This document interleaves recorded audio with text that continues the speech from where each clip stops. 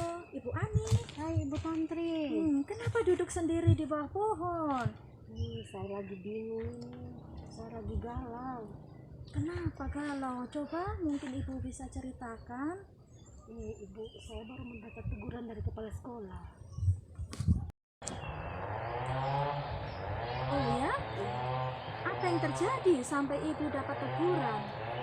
Tadi saat saya mengajar di kelas, pengawas mengadakan supervisi. Kelihatannya pengawas tidak setuju kalau saya mengajar menggunakan sumber lain. Maunya pengawas saya harus menggunakan buku teks. Oh begitu. Apakah kemarin Ibu jelaskan seperti itu di pengawas?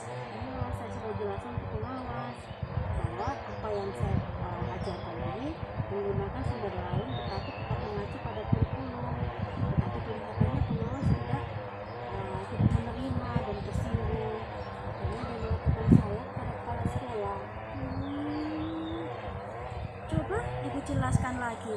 Apakah selama ini memang Ibu tidak pernah pakai buku teks?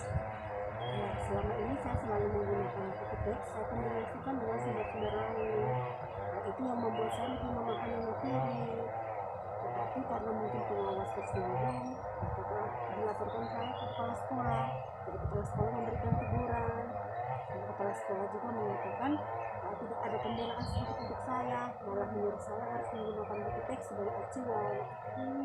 Begitu. Lalu perasaan Ibu bagaimana sekarang? Saya bingung apa yang harus saya buat. Apakah saya harus tetap menggunakan buku teks ataukah saya harus menggunakan apa yang selama ini saya buat. Tetapi kalau saya menggunakan buku teks, pemahaman saya atau untuk pengambilan kesimpulan dalam pembelajaran lambat karena terlalu banyak materi yang bertele-tele. Tetapi kalau bila saya buat dalam bentuk bahan ajar, maka saya akan lebih fokus dan saya bisa mengajar dengan lebih rileks. Nah, untuk beberapa hari ke depan, kira-kira apa yang akan Ibu lakukan? Setelah ini, rencana saya akan bertemu kepala sekolah. Saya meminta maaf dan meminta kesediaan beliau untuk memfasilitasi saya bertemu dengan pengawas.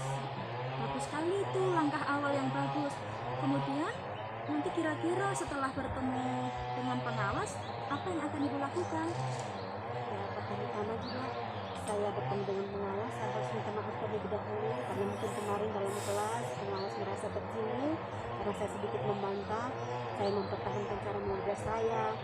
Setelah itu saya juga akan menggunakan bahasa yang santun, berkomunikasi yang baik sehingga bisa menemukan solusi ke jalan keluar. Seperti itu. Ya. Baguslah kalau begitu.